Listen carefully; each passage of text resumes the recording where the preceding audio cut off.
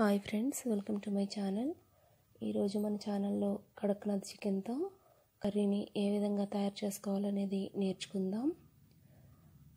ఈ కడక్నాథ్ చికెన్ వల్ల ఆరోగ్యానికి కూడా చాలా బెనిఫిట్స్ ఉన్నాయి కదా. బీపీ తగ్గుతుంది, షుగర్ తగ్గుతుంది అని మనం చాలా వీడియోస్లో చూసాము. ఈరోజు ఆ చికెన్తో మనం కర్రీని తయారు చేసుకుందాం. ముందుగా స్టవ్ మీద ఒక బాండీ పెట్టి ఆయిల్ వేయండి. ఆయిల్ హీట్ అయిన తర్వాత ఉల్లిపాయ ముక్కలు, పచ్చిమిరపకాయ ముక్కలు వేసి ఫ్రై చేయాలి.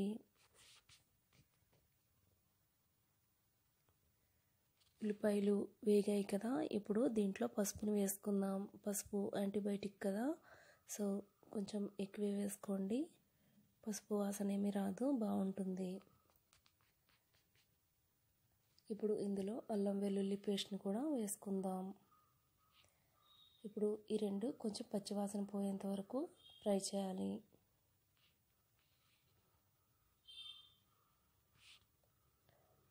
ఇప్పుడు ఇవన్నీ వేగాయి కదా, టమాటో ముక్కలను కూడా ఇందులో యాడ్ చేసుకుందాం.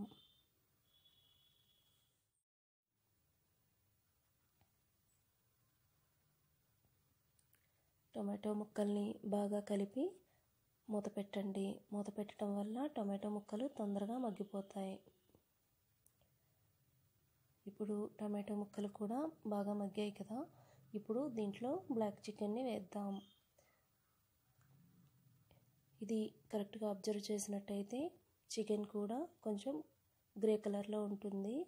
పైన తోలు, ఎముక మాత్రం బ్లాక్ కలర్లో ఉంటాయి.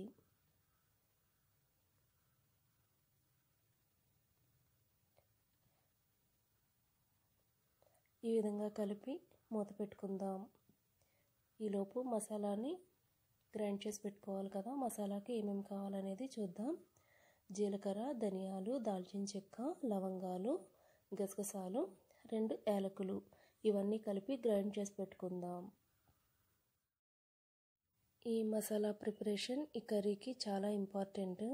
సో మీరు తీసుకున్న చికెన్ని క్వాంటిటీని బట్టి ఈ మసాలా దినుసులు అనేది వేసుకోండి. వేసుకొని ఇది కొద్దిగా వాటర్ యాడ్ చేసుకుంటూ గ్రైండ్ చేసి పెట్టుకోండి. ఇప్పుడు చికెన్ మగ్గిందో లేదో చూద్దాము.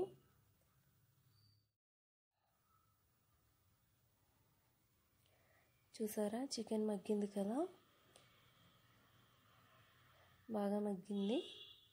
ఇప్పుడు దీనికి సరిపడినంత ఉప్పును కూడా యాడ్ చేసుకొని తగినంత కారాన్ని కూడా యాడ్ చేసుకుందాం. సాధారణంగా మనం వేసుకునే కూరల్లో కంటే ఈ కర్రీకి, చికెన్ కర్రీ అనగానే కొంచెం ఎక్కువ కారం వేసుకుంటాం కదా, అలాగే కొంచెం ఎక్కువ వేసుకోండి.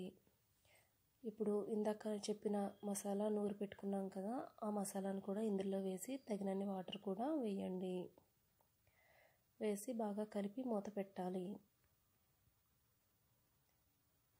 చిన్న మంట మీద ఉడకపెట్టుకొని బాగా దగ్గర పడిన తర్వాత స్టవ్ ఆఫ్ చేసి సర్వింగ్ చేసుకోవడమే. ఇంతే, చికెన్ కర్రీ రెడీ అయిపోయినట్టేనండి. ఈ వీడియో కనుక మీకు నచ్చినట్లయితే లైక్ చేయండి, షేర్ చేయండి, సబ్స్క్రైబ్ కూడా చేయండి. మా నోటిఫికేషన్ మీకు రావాలంటే పక్కనే ఉన్న బెల్ ఐకాన్ని కూడా క్లిక్ చేయండి. Thanks for watching.